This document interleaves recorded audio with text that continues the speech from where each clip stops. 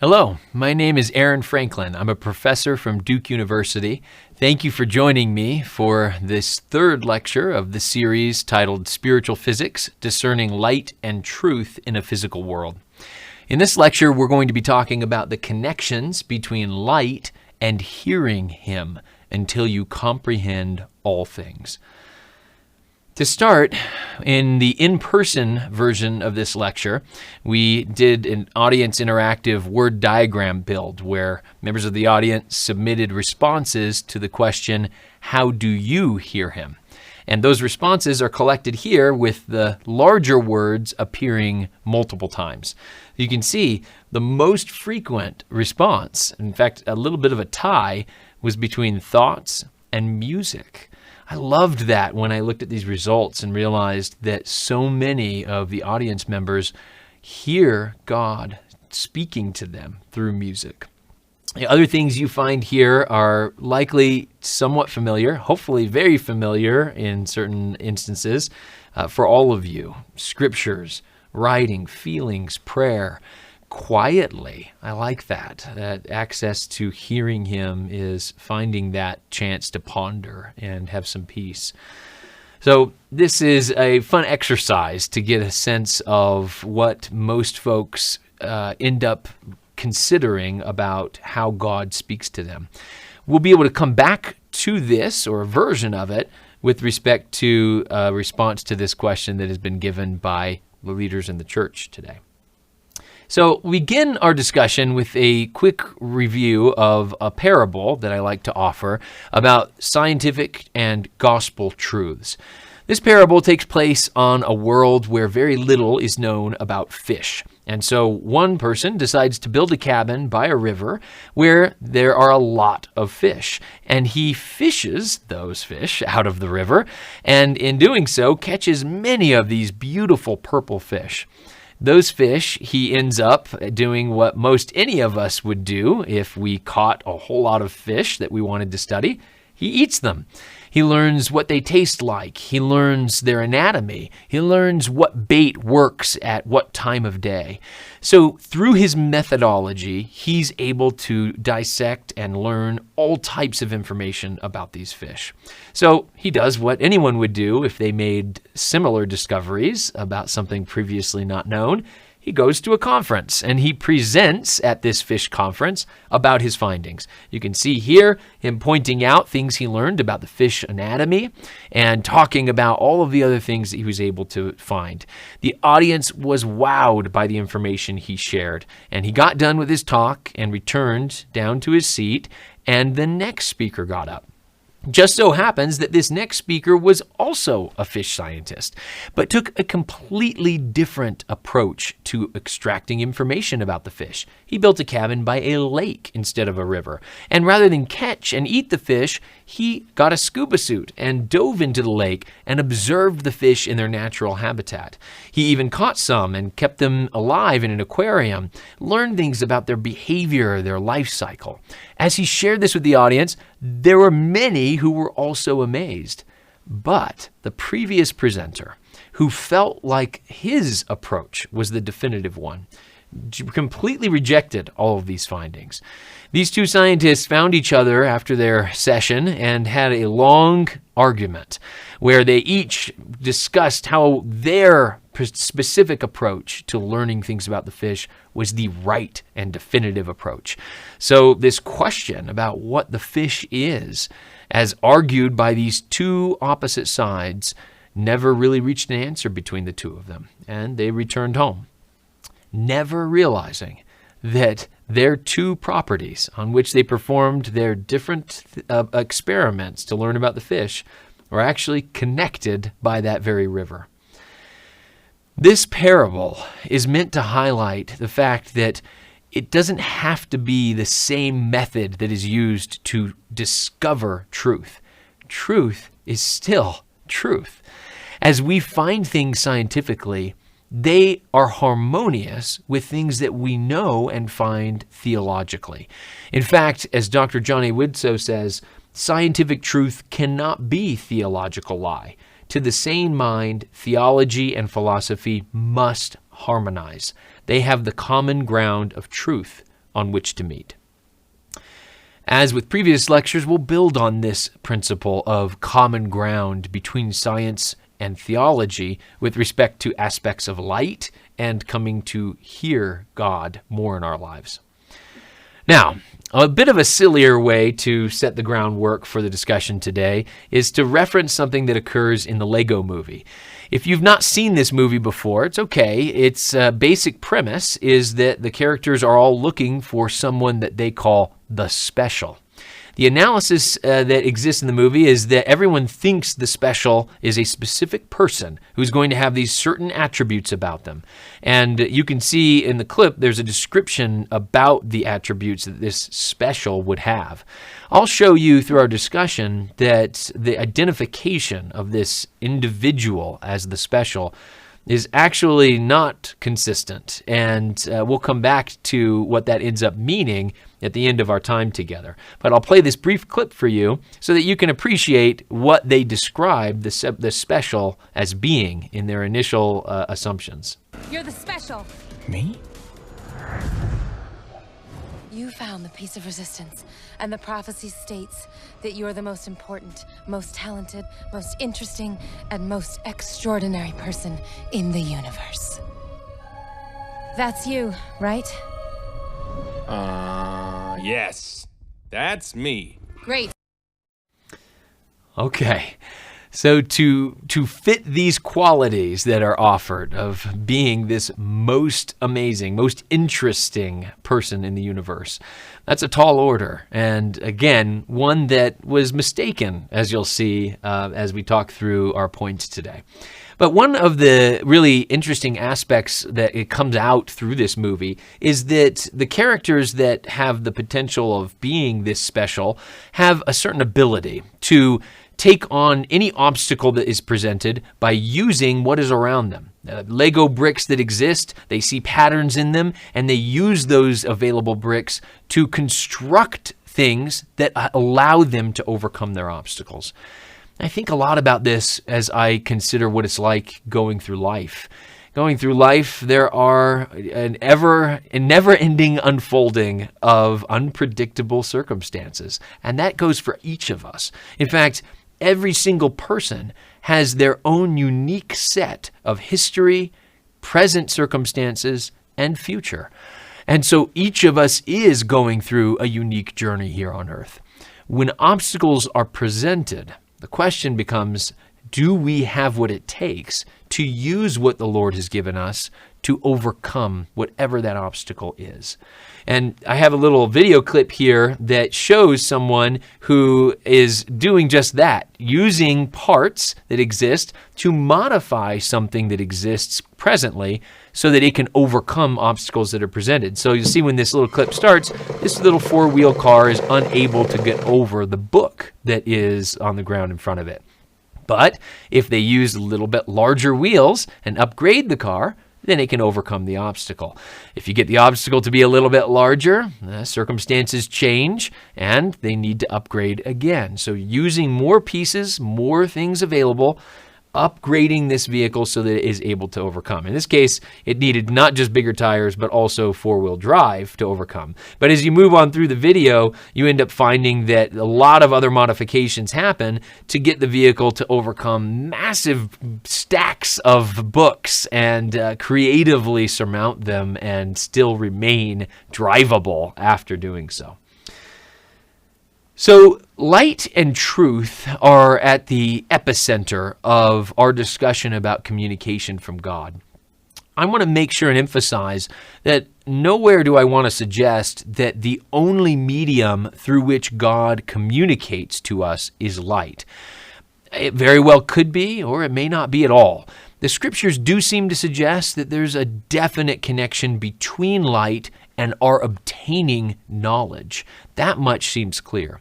But I do want to suggest, as we talk through some scriptures today, that light is one possible source of energy that God could use in order to communicate with us.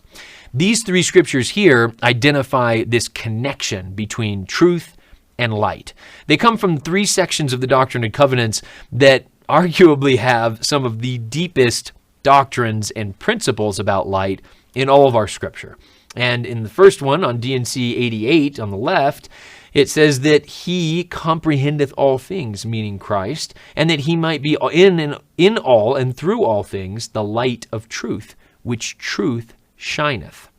Then you skip over to D&C 93, where it identifies that any of us who keep the commandments receive truth and light until we are glorified in truth and know all things. What an incredible promise. That is the light of truth. And then finally down in D&C 84, that whatsoever is truth is light. Now, would you like to comprehend all things? I mean, just take a second and think about what that would be like to know all things. If I were to just come up with a quick list off the top of my head, I know at least 4 things I would certainly like to know in perfect knowledge. Questions about life and suffering, events in history, conditions in the eternities, even effective communication between men and women. All of these remain mysterious in one sense or another, or unknown. I would love to know these things. Now, if you consider the promise, which was alluded to in one of the verses on the previous slide, I think it's really important to realize when there is a promise that is found in Scripture in multiple places, especially across various standard works.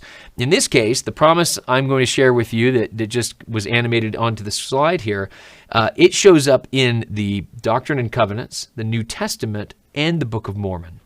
And it's worded slightly differently between them, but the expectation and the promise that is presented remains consistent. Now, the reason for the duplicate showing up in duplication between the Book of Mormon and the New Testament comes from the fact that this is a doctrine found in Jesus' Sermon on the Mount. So from Matthew chapter 6, and then again in 3 Nephi chapter 13. In this case, I actually pulled the version from Luke chapter 11. But the one that I'd like to read is the version that shows up in Doctrine and Covenants 88, where it says, "And if your eye be single to my glory, your whole bodies shall be filled with light. And there shall be no darkness in you. And that body which is filled with light comprehendeth all things." Now, a body being filled with light does not necessarily mean it has stationary storage of light. Light cannot be stored. It is always moving. It's a central attribute to what makes it light. Therefore, for a body to be filled with light means that that light has a constant surge of influx and outflux, a surge that likely has connection between light being truth and knowledge. And therefore, a body that is filled with light would indeed comprehend all things. The other thing to keep in mind here is that when you have a body being filled with light, it means that you have the ability to discern or perceive things that are around you. And that obviously ties into comprehending all things. And a quick analogy on this would be just imagine what it's like when you have the light increase in a dark room.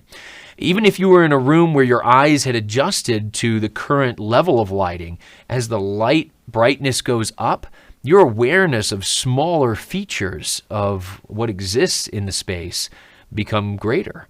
And that's just a simple, visible way of thinking about how greater light, generally speaking, would bring greater and ultimately complete knowledge of things. So what is light then at a physical level? I just want to give a very quick backdrop as we'll be discussing a few other aspects of light in our discussion today. Light, if you think about it as emitted from a flashlight, as shown in this image, is composed of individual constituents called photons. Photons are not particles in that they don't have any mass, but they do have energy. And as I mentioned a moment ago, they are always moving. Now, if you were to actually dissect what a photon is composed of, it would be an electric field wave and a magnetic field wave. one wave facilitates the other, and thus they always propagate together. Propagate meaning move together in a certain direction, as shown with the arrow here and down here. Now, these electromagnetic waves are just that, a combination of electric field and magnetic field. And those fields, by the very definition of light, will always be together to create an electromagnetic wave. So you're not going to have an isolated magnetic wave as a part of a photon. They always will come together. Now, if you were to look into the properties of light, you would see that it has a broad range of behaviors that depend on one of three attributes, which are all interrelated. Those attributes are wavelength, frequency, and energy. We could talk about any one of those three as if we were talking about the others, because when you change one, you change the others correspondingly. So we almost interchangeably talk about the wavelength of light, or the frequency of light, or the energy of light. And you can see that as you change these features, and they change again in tandem with each other, you change things like how light is used in communication technologies. Down here at the low energy region of the spectrum, you have the radio frequencies. And up here at the high energy, you have things like X-rays and gamma rays, where you would find somewhere across that sequence the wavelength that is used for communications outside of radio waves, like mobile phones, which are shown somewhere higher above radio frequency there, and other types of protected transmissions. In fact, anywhere you are in the world, the frequencies used for communication technologies are governed and protected by some centralized body. In the United States, that's the Federal Communication Commission, or FCC, that regulates and controls which wave bands or regions of the spectrum are used for which types of communication technology. Now, how light is actually used to transmit information, communication, that's something we'll talk about in just a moment. So I've organized the majority of the thoughts that I have for this lecture into a series of questions. And the questions, because we are talking about communication with God, they all relate back to prayer or any type of revelation being received with light. So the first question is, how do my prayers reach God? Now, again, the caveat I offered earlier, this is not a definitive statement about exactly how prayers reach him. It's just an idea based on some of the learnings we have scientifically and in Scripture of an option of how our prayers could reach God. And you can recall that we are all radiating spiritual light. President David O. McKay gave a talk during his time as prophet about how every individual radiates who they are, and that others are recipients of that radiation. The spiritual light we radiate then carries information about us. And if you consider that light moves at the speed of light, of which there is nothing faster in the known universe, you have a very compelling case for light being an effective medium for transmitting our thoughts and prayers to God. In Doctrine and Covenants section 6, it says, "Yea, I tell thee, that thou mayest know that there is none else save God, that knowest thy thoughts and the intents of thy heart." So light is at least one possible medium for the prayers of our hearts to reach God. The next question, how can God hear my prayers and so many others?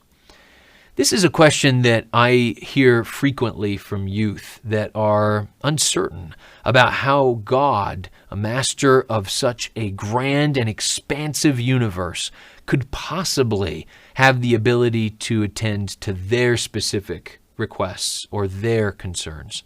So I want to establish a hopefully useful response to this by first considering how light is used in our scientific or technological world to transmit information.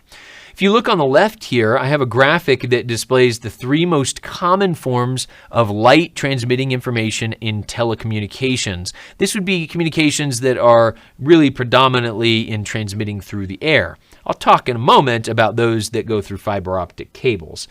But if you think to the earliest version, it would be what's called AM radio, or amplitude modulation.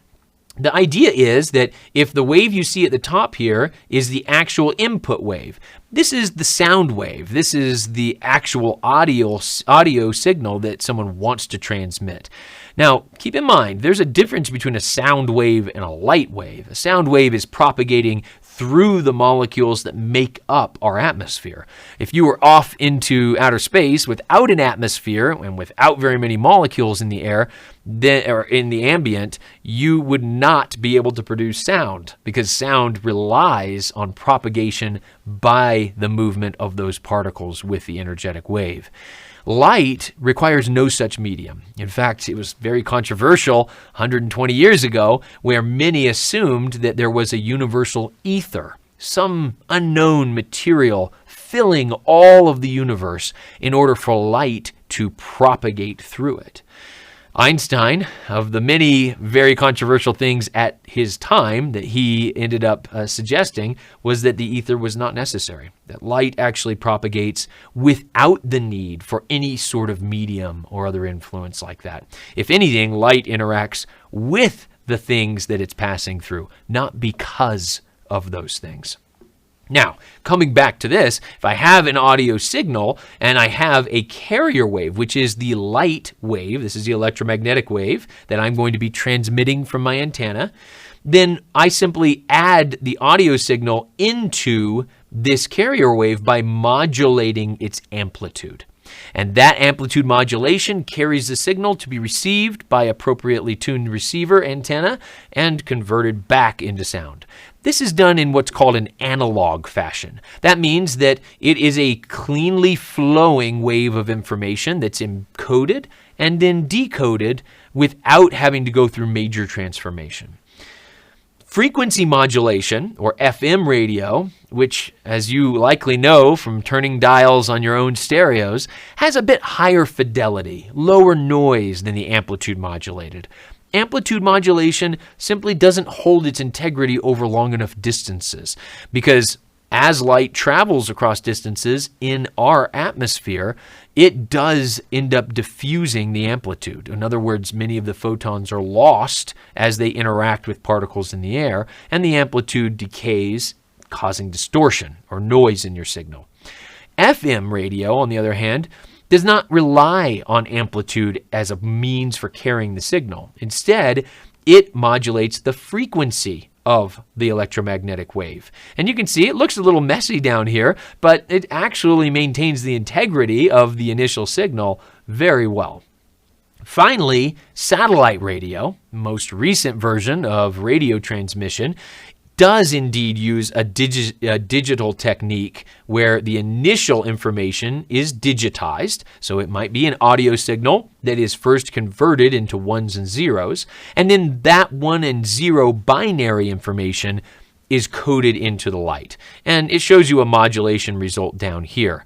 Now, this is the way that satellite radio would perform their transmission of information, but when we talk about internet data transmission, the predominant approach is actually with light pulses. Not all that different, actually, than how old Morse code would end up working in a telegraph kind of situation.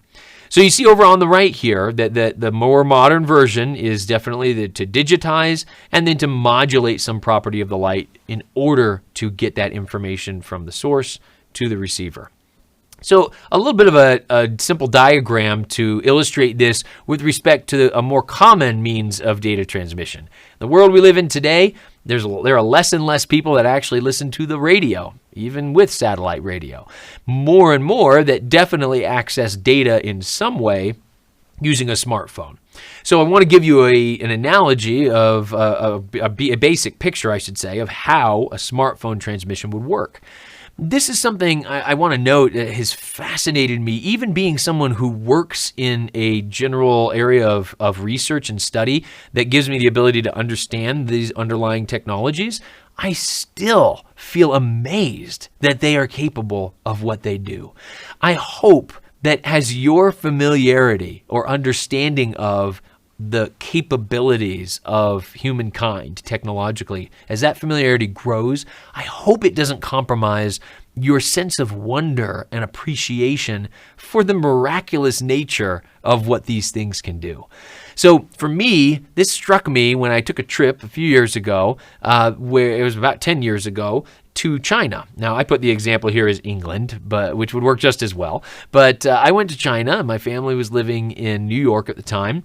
And I got there to my hotel. I was tired. It had been a long trip. And I wanted to talk to my family.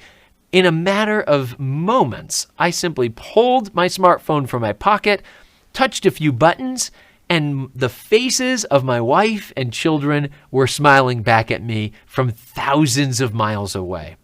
Even though there may have been a very slight delay between when we would speak or do something versus when it was seen, it was almost imperceptible. The conversation went smoothly, and I got off of that call completely amazed at what we are capable of. That is the kind of thing I hope that you have a sense of wonder about as you consider some of the underlying technology that makes it possible. So most data, including all internet traffic, is transmitted using these pulses to represent digitized information. This means pulse, like I mentioned, kind of like Morse code, but to represent the binary code. Thousands of signals can be sent in a single fiber optic strand that's less than the size of a single strand of hair. And it would look something like this. In this little graphic down here, you see there's an image on the phone screen of the person that's calling from on this side. And what's going to happen is their initial signal will go in pulses to a tower and then maybe to another tower, then transmitted under the ocean floor, at the ocean floor in fiber optic cables, ultimately reaching the recipient over here in their other continental location. I'll play that again, mostly because it took a lot of work to put the PowerPoint physics together there, but really to give you a sense of wonder at what has to transpire for you to receive something. And this is often surprising to people. Folks question whether or not most of this happens with satellites. Like, why don't we just send all this to space and then back down? And the answer is that simply related to the fact that we live on a globe that is not flat, we can't simply transmit to one satellite and easily have it transmit back down to another. The other issue is that the bandwidth or the amount of information that can be crammed is limited when we're having to transmit through our atmosphere. Whereas if we keep it on Earth and go through these fiber optic cables, the ability to maintain the integrity of the signal is very, very high. Now, this is not actually all that new to sling cables under the ocean between continents. We started doing it all the way back in the late 1800s. This is a map here that shows cables, electrical cables, that were strung on the ocean floor across the Atlantic Ocean between the United States and Europe. Now, this map is from 1901, showing you the cables that existed over 100 years ago on the ocean floor. One thing to keep in mind about this is when they started laying these cables, they were still doing it from ships with sails. And in the earliest days, those cables lasted a mere day or two of transmitting some signals back and forth. The earliest versions would require several minutes to transmit a single letter of information. They eventually, by the early 1900s, got to a point where they were able to transmit 10 to 12 words per minute across these cables. So clearly, the speed of transit of electrical energy or electric current through cables to carry a signal is much slower than what we are capable of doing with light. So this is what the modern submarine cable map looks like. You'll notice across the Atlantic, it's not all that different than what we had over 100 years ago with electrical cables. But the cables are much more refined now with many layers of covering and coating and protection in order to keep them intact.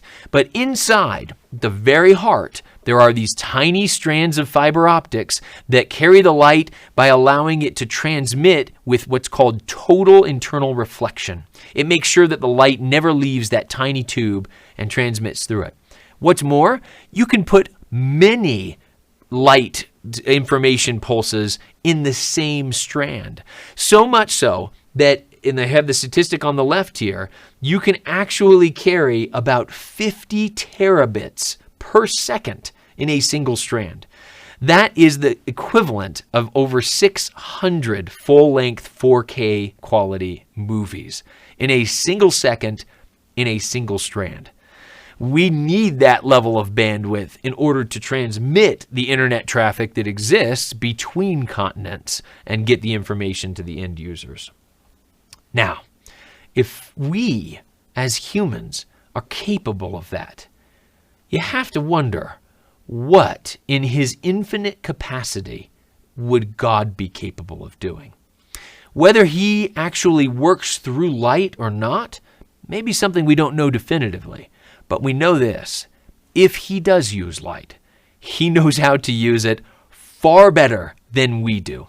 And so if we can manage to transmit such information so rapidly and in such large volumes, why would he not be capable of transmitting such information as he desires to give to his children individually? There's this wonderful description, a surprised description about God that comes from Enoch's interaction with him in Moses 7. I think it brings out this point so well. And Enoch said unto the Lord, How is it that thou canst weep, seeing thou art holy, and from all eternity to all eternity? And were it possible that man could number the particles of the earth, yea, millions of earths like this, it would not be a beginning to the number of thy creations. And thy curtains are stretched out still, and yet thou art there, and thy bosom is there, and also thou art just, and thou art merciful and kind forever. How is it thou canst weep? The Lord said unto Enoch, Behold, these thy brethren, they are the workmanship of mine own hands. I considered those words when I looked at the images that were generated using the new James Webb telescope. This is a telescope that was long anticipated as a replacement or a 2.0 to the long-standing Hubble Space Telescope. These telescopes are in orbit around Earth, taking images of deep space. In the case that I show here are images that were produced from the detection of infrared or near-infrared light, converted into various colors of visible light based on their specific energies. In the image on the left are thousands of galaxies. Imagine the extent of God's creations here. There's a majesty, a grandeur that we are gaining greater visibility of that just is the beginning of how expansive and wondrous God's creations are. Now, some people choose to see this and allow themselves to feel very small, very insignificant. But I would argue, if you consider what we are capable of as humans from a technological capacity, and then consider that God is omnipotent, then you should readily be able to accept that a God of such a universe has all the power needed to understand and reach every one of his children. Now, how rapidly can he answer? There's this terrific verse in Alma chapter 9 where it's indicated that he is quick to hear the cries of his people and to answer their prayers. But how quick is quick? As a scientist, I'm curious in a little bit more detail. So this makes me think about light and the theory of relativity. So the theory of relativity has a constant that binds together all elements of the theory. That constant is the speed of light. So basically, light is held constant regardless of whatever else must change to make that a reality. That means that as you move faster, or your speed changes, then anything else that needs to change to keep light constant is also going to change. That includes time and space or distance. Those will contract in order to keep the speed of light constant. So a little analogy of this would be if you have an observer standing here on the earth and they are watching as another person is on a rocket ship traveling at some very great speed, much faster than the person on the earth. And both of these individuals measure the speed of light that is emitting from a flashlight on the rocket ship. Okay, so our little guy on the rocket ship here is holding a flashlight. Very smart experiment, clearly. And that flashlight has a beam of light coming from it. The measurement of that speed of light, the speed of that light coming out of the flashlight, is going to be the same for the person measuring it here and the person that's on the ship. You might be a little confused by that, but let me tell you, that should feel odd. It's not like anything else of which we are aware, of which we interact with on a regular basis. Things don't change or stay the same in that way. In this case, the fact that the speed of light remains the same measurement is an artifact of length and time being contracted for the person that is traveling more rapidly on the rocket ship. So, how does this translate into some level of communication that may exist from God to us? And I would argue it offers an opportunity for the potential instantaneous communication from God. So from our observation on Earth, it takes around 8 minutes for light to travel to us from the sun. So this little illustration, Earth is much smaller than this compared to the sun, but I wanted it to be visible here. And if you consider a photon traveling from the sun to the Earth, that would be about 8 minutes to make it from the sun to here, based on our measurement. So if you stand out into the sunshine today and have a ray of sun that hits your hand, just know that that ray, that light, took about 8 minutes by your measurement to get from the sun to you. But based on the relativistic contraction of space and time, that trip was instantaneous for the photon itself. Meaning, if you were actually traveling on that photon, it would have been instantaneous that you left the sun and arrived at the earth. So, if you think about the teachings found in 1 John saying that God is light, and then take them to account with these words from Isaiah, and it shall come to pass that before they call, I will answer, and while they are yet speaking, I will hear. I think we often spend so much energy trying to get God to speak to us without realizing that his answers have, in most any case, already come. He's already provided that information. It's just a matter of us accessing it through our times of need. So are we capable of hearing him? Am I capable of hearing him? In this case, I reference back to something I've talked about in a previous lecture, which is graphene. This is the thinnest known material in the universe, and it's a single sheet of carbon atoms that can be invisible if held up into the air, but if you place it on the right type of substrate, it creates visible changes to the interactions with light. So if graphene can do that, and our spirits are a form of matter that is just more fine or pure, then wouldn't it be logical to conclude that part of the function that exists between the spirit and body, the soul, is that it gives us an enhanced access to detecting things from light? That would be at least one way of thinking about the bondage that spirits feel when they are without their bodies. Therefore, I think it's appropriate to conclude that having spiritual matter placed in a physical body does indeed enable unique interactions with certain types of light. In this case, spiritual light, communication. You could say that every one of us was made to receive revelation. Now, how do we hear him? This is where I bring in an analogy I've been longing to bring to the table, which is the use of a radio. I've already talked a little about telecommunications, radio communication transmissions, but let's think for a moment about radio technology and how it itself could relate to revelation from light.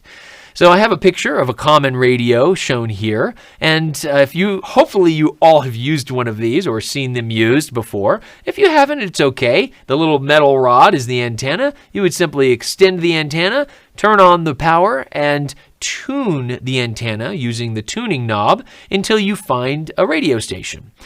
It's really a not anything to do with you generating the information. It's just about you receiving information that is already there. Now, I would say radios come in all shapes and sizes, and as a little nostalgia, the radio of my teenage years, or boombox as they were called, would have looked something like this. But it doesn't have to look in a particular way to function as an antenna receiving radio transmissions. So the signal that is picked up, this information-packed light, it was there all along. It was just a matter of tuning in. Now, I know that may seem rudimentary, but consider that for just a moment. Wherever you are in the world watching this lecture, there are radio transmissions all around you. They are there carrying information regardless of whether you choose to access it. The question is, how much may that relate to the type of information God is striving to get to us? Now, when it comes to hearing Him or tuning in to what information God may be transmitting, there is no better source, in my opinion, than looking to the counsel we've received from modern-day prophets, apostles, and church leaders. In fact, presently, if you were to simply go to Google and search, "How do I hear Him?" with no other entries about the church name or anything else, the first hit you would get is this page, which is a collection of these short videos describing ways that these church leaders hear Him. One of the things that I find truly reassuring about these messages is that they are so simple. None of them talk about the ways of hearing God being that they go to the upper room of the Salt Lake Temple and have an isolated private meditation session for hours and ultimately receive a grandiose revelation. While those types of circumstances may have occurred a time or two in history in the church, they are not the norm for how these leaders hear God in a regular way in their lives. I'm reassured by that. I'm reassured that it is common principles and action that we take through our faith to access hearing God in the same way that any of these leaders also do. So Nephi and his brothers, Laman and Lemuel, provide a really stark contrast with respect to receiving things from God. We are likely all aware about how Nephi went through the work to receive new information or visions from God, but his brothers did not, and they were frustrated by that. Heck, I've felt frustrated when I have not received information that I felt I was working to get. And Nephi says to them that, well, first they tell him that the Lord maketh no such thing known unto them.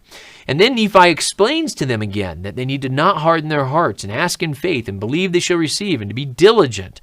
I love this one word in this verse, surely. Because when I think about Nephi, this is obvious. Nephi's not over there questioning, well, I wonder if God is going to speak to them. I really wonder. I bet if they did these things, he probably would. That's not what he says. He says, surely these things will be made known unto you. Because to Nephi, the broad, general availability of receiving this revelatory information is a fact. It's that if you do these things, if you tune in, you will receive. An interesting insight about that is that when it comes to tuning in a radio to receive a transmission, it's a matching process. You basically match the antenna from the transmitter with that at your receiver. The more perfectly matched your antenna is to the one that transmitted, the better you will receive the signal. Imagine how that correlates to us matching or becoming more like God, and by so doing, being able to more clearly receive the light and truth that brings us knowledge of all things. Elder Bruce R. McConkie loved this comparison. He gave a talk in General Conference in the 70s where he compared a visit to a local TV station that he took with his sons. He was serving as mission president at that time in Australia. And he visited, and he was fascinated to learn about how they take this transmission and put it, take all the data about the TV show, put it into this transmission, and send it out to the city down below, and that people at home can tune in the antenna on their home to receive the transmission and watch the show. And so he got back home that night and watched the TV broadcast with his sons, and he thought about this, how this related to Revelation. And he says the following: "Now I think this illustrates perfectly what is involved in the receipt of revelation and the seeing of visions. We can read about visions and revelations in the records of the past, but we cannot comprehend what is involved until we see and hear and experience for ourselves. And so it is with the revelations and visions of eternity. They are around us all the time. But millions of people everywhere live and die without tasting the good word of God because they do not obey the laws which implant the revelations of the Lord in their souls." All right. Will God bless you if you do not ask him to, and what does he sound or feel like? This is a brief answer to this first question, even though I would love to talk about it for a great length of time. This one verse that I just love as an example. Now, does God have the capability to answer or provide us with things if we don't ask? I think that's an absolute because he is all-powerful. But whether he will choose to guide or bless us if we don't ask, that's a whole nother question. And I think it is conditional. There are certainly instances in the scriptures where it seems clear if he had not been petitioned, then he would not have intervened. This is one of those examples from Oliver Cowdery. Oliver was struggling to know whether God had actually spoken to him. Again, something that I think many of us probably can relate to, where there were moments we felt certain he must have spoken to us. But then as time goes on, we may question, did he? Did he speak? And this was such a moment for Oliver. So the Lord reminds him, "Verily, verily, I say unto thee, blessed art thou for what thou hast done. For thou hast inquired of me. And behold, as often as thou hast inquired, thou hast received instruction of my Spirit." I hope you feel encouraged by the fact that one of the early apostles and leaders of the early church, a truly amazing man, was confused about whether or not the Spirit had been instructing him. It was through revelation here, through the prophet Joseph, that he had to be reminded, yes, Oliver, you were receiving instruction from my Spirit. If it had not been so, if you had not prayed to me in the barn by the smith's house that time, thou wouldst not have come to the place where thou art at this time. Sometimes being aware that God has instructed us is simply a matter of moving forward, taking whatever it is we have the ideas to do that are good and trusting that God will work through us as we move forward in faith. There are so many ways that light can be detected. It can be absorbed, converted, reflected, refracted, fluoresced. And so there should be no reason for us to think that receiving spiritual light communications are going to be limited by what we perceive should happen. I had a funny little experience about this briefly with my children, where my wife and I were out of town, and we felt we had clearly communicated to them in multiple ways that they needed to take the garbage out. Now, if you've ever had this happen where the trash can doesn't make it to the street for pickup day, it's not a happy time in that next week. So we had written it on a note at home, and we had communicated it verbally. Please take the garbage to the street. Unfortunately, the communications were not fully received. The garbage can didn't make it to the street.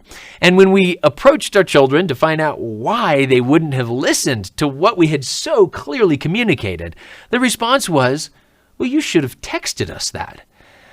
So it occurred to me in this interaction that when it comes to revelation, if we want to receive it, if we want to hear what God has to say, we have to have an intention to act, and we have to have an openness with respect to how he may speak to us.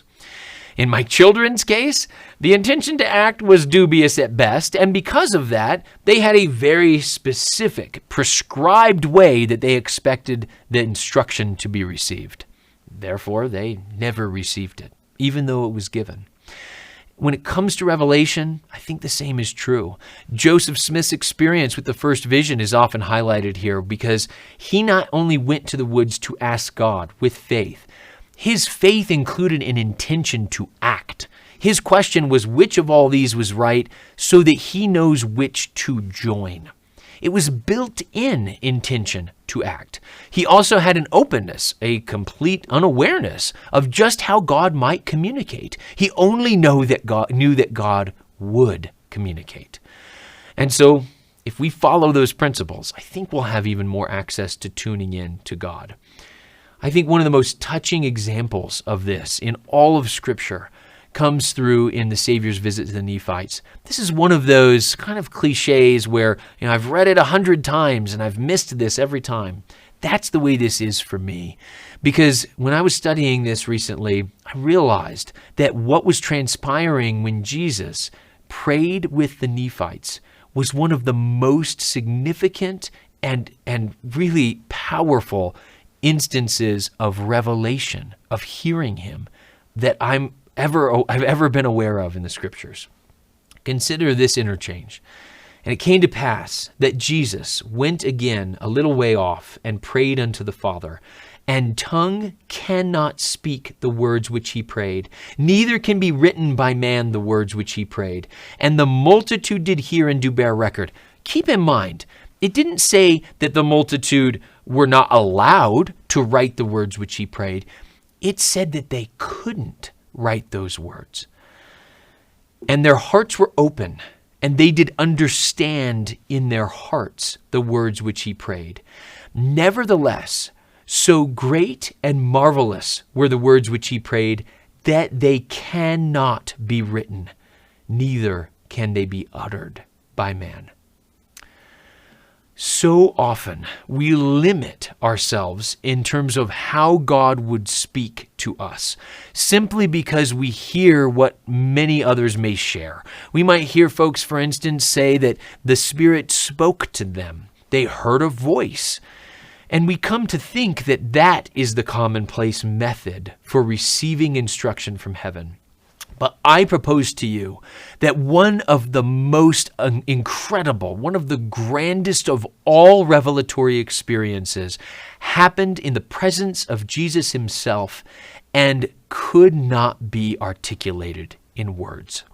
Nothing could have described what they had received unless they had been there to experience it themselves. I think more of our revelation falls into this category than the verbal, audible words that sometimes folks might hear. So trust in the fact that the most profound communications may not be the ones that we hear or can even articulate to someone else. They just happen to as part of living and experiencing the gospel.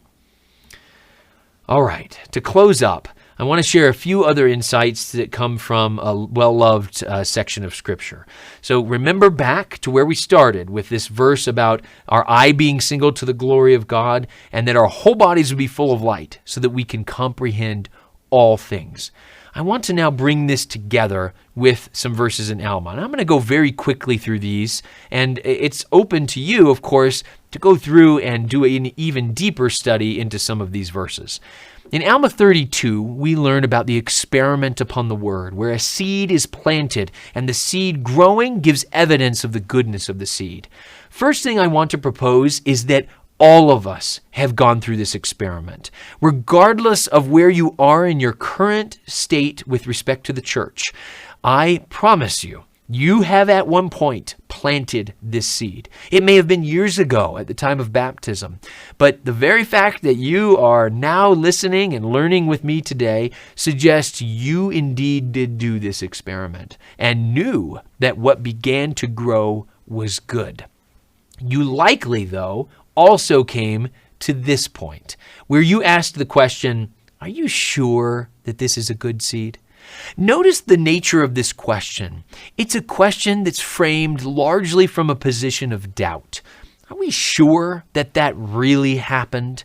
Because all these other things have happened since, so maybe it didn't actually happen. Maybe the seed wasn't good. It goes on to describe the fact that indeed it had been good because the experiment was tried and the feelings, the newness of perspective it brought were good. And those were evidences of it being a good seed. You didn't actually get to the fruit-bearing tree, nor was it required in order to determine that it was good. Then comes this question, is your knowledge perfect? And the answer is, in that thing. Just like when you're tuning in on a radio, you tune in and receive information from a specific signal, but you do not receive from all of the signals that are available. To do so is not currently a technological capability, and it sounds like the kind of capability that takes time to develop spiritually. So all of the information and revelation that is out there, you may tune in and start receiving some, and your knowledge may even be perfect in that thing, but it doesn't mean you yet know all things, or you have not received all light to comprehend all things. Notice also that the knowledge being perfect in the thing didn't require the whole tree to grow up and start producing fruit. In fact, it was just beginning to be enlightened, beginning to expand. Then comes this next question. Oh, then, is not this real? This question has an important transition from the first question. The first question was framed from doubt. Are we sure about this? This question is built from a framework of faith. It is a question that suggests that we do believe it's real. We're just wanting further evidence to help support it. I don't think it's accidental that this word not shows up in Moroni's invitation to find out truthfulness of the Book of Mormon. I think sometimes when people read that question we're supposed to phrase in Moroni chapter 10, verse 5, is not this true? Is this not true? And think it's an old English thing. I actually think it's because it's suggesting that the question is posed from a position of belief. The first step is believing that something is real. And then we seek confirmation and evidence to build on it. The observing of the goodness of the seed by its growth. Now, in time, we have tasted that light. Our knowledge becomes more perfect, but not perfect in all things. Then we get down further and find out that in some cases, if we neglect the tree, take no thought to its nourishment, that it may not get root, and the heat of the sun comes and scorches it. You have heat of the sun analogously in your life. Things that tempt or pull you away, circumstances, social pressures, other conditions. Those are ways that you're being acted upon.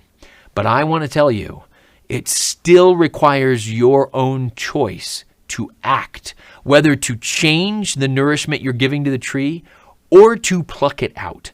Notice at the end of this verse that the tree didn't just wither up, die, and completely evaporate from all existence. It required acting to pluck it out and cast it aside. That is an action that is intentionally taken. President Russell M. Nelson provides wonderful prophetic counsel on this, as shown in the quote that appears on the right side of the screen. I, however, will get to wrapping up here by pointing out the last thing from this chapter. This is something that just blew my mind. I didn't realize I had been there after reading this so many times through the years.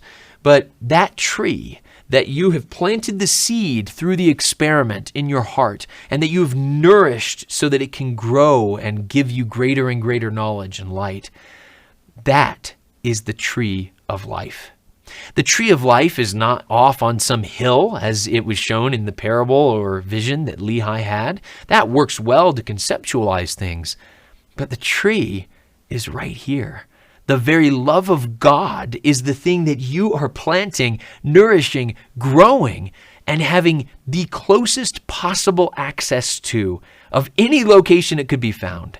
It is right within every one of us, so that as we nourish it, we can eventually pluck the fruit thereof, which is most precious, which is sweet above all that is sweet.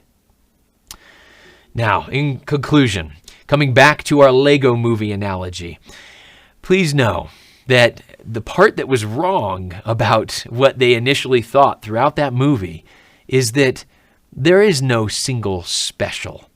You are the special.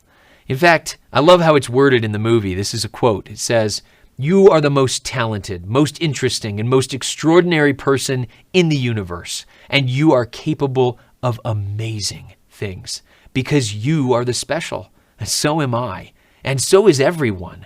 The prophecy is true. It's about all of us. Right now, it's about you, and you still can change everything." You were made to receive revelation, to receive light and truth from God, even light that will eventually fill your body so that you comprehend all things. In conclusion, light is something that brings us this common ground of truth from science and theology. God is able to immediately answer you, and it's just a matter of us making sure that we don't limit him. And then finally, the fact that we can hear him until we comprehend all things. I testify that that knowledge, that completeness of understanding is available to you, to all of us, that we're made to receive it. In the name of Jesus Christ, amen.